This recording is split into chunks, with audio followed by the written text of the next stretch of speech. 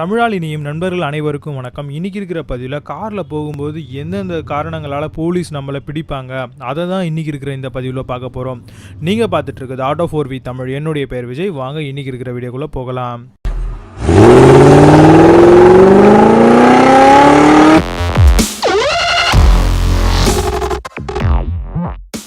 முதல்ல ஜென்ரலான விஷயம் என்னென்னு பார்த்தீங்க அப்படின்னா லைசன்ஸு, ஆர்சி, இன்சூரன்ஸு, ஸோ இதெல்லாமே வந்து பார்த்தீங்க அப்படின்னா நம்ம கரெக்டாக நம்மளுடைய காரில் வச்சுருக்கணும். ஸோ மேக்ஸிமம் பார்த்தீங்கன்னா காரில் போகிறவங்க எல்லாருமே இது போல் விஷயங்கள் எல்லாமே சேஃபாகவே வச்சுருப்பாங்க. ஸோ அதனால் எந்த ஒரு பிரச்சனையும் இருக்காது. இப்போது இன்கேஸ் நீங்கள் ஒரு டூரிஸ்ட் பிளேஸ் ஏதாவது லாங்காக போகிறீங்க அப்படின்னா உங்ககிட்ட நீங்கள் எல்லோ போர்டா இல்லை ஒயிட் போர்டா அப்படின்றத கண்டிப்பாக பார்ப்பாங்க. ஸோ மேக்ஸிமம் பார்த்தீங்கன்னா எல்லோ போர்டில் போகிறவங்களை பிடிக்க மாட்டாங்க. ஏன்னு கேட்டிங்கன்னா அவங்க ரெகுலர் ட்ராவலர்.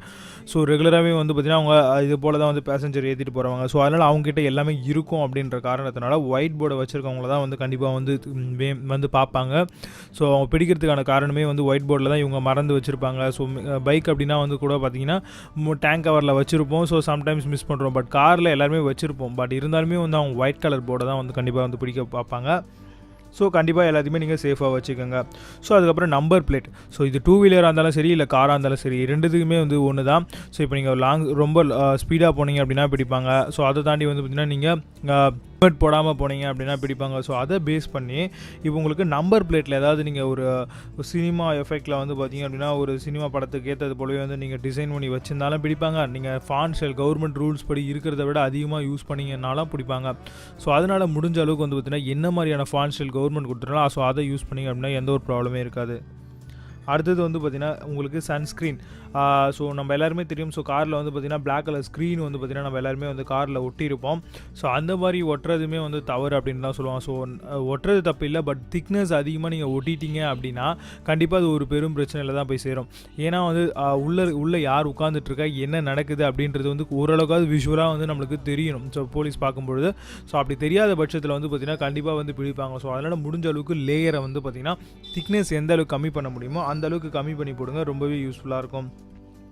அதுக்கடுத்து பார்த்திங்க அப்படின்னா உங்களுக்கு சீட் பெல்ட்டு. ஸோ நீங்கள் உங்களுடைய பைக் வாகனத்தோட டிரைவர் பார்த்திங்க அப்படின்னா கண்டிப்பாக சீட் பெல்ட்டை போட்டிருக்கணும். ஸோ சீட் பெல்ட் போடாமல் இருந்தாலுமே கண்டிப்பாக பிடிப்பாங்க.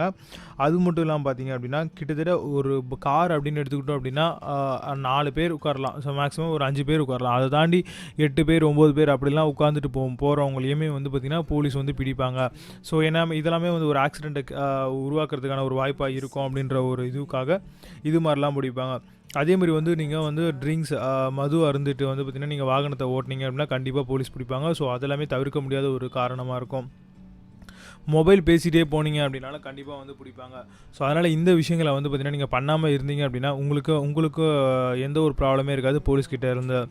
ஸோ இந்த வீடியோ உங்களுக்கு பிடிச்சிருக்கும்னு நினைக்கிறேன். பிடிச்சிருந்துன்னா மறக்காமல் இந்த வீடியோக்கு ஒரு லைக் பண்ணிக்கோங்க. கீழே இருக்கக்கூடிய சப்ஸ்கிரைப் பட்டனை கிளிக் பண்ணிவிட்டு பக்கத்தில் இருக்கக்கூடிய பெல் ஐக்கனை கிளிக் பண்ணிட்டீங்க அப்படின்னா நான் போடுற வீடியோஸ் எல்லாமே உங்களுக்கு நோட்டிஃபிகேஷன்ஸாக வந்துடும். மீண்டும் நல்ல ஒரு பதிவில் சந்திக்கிறேன். நன்றி.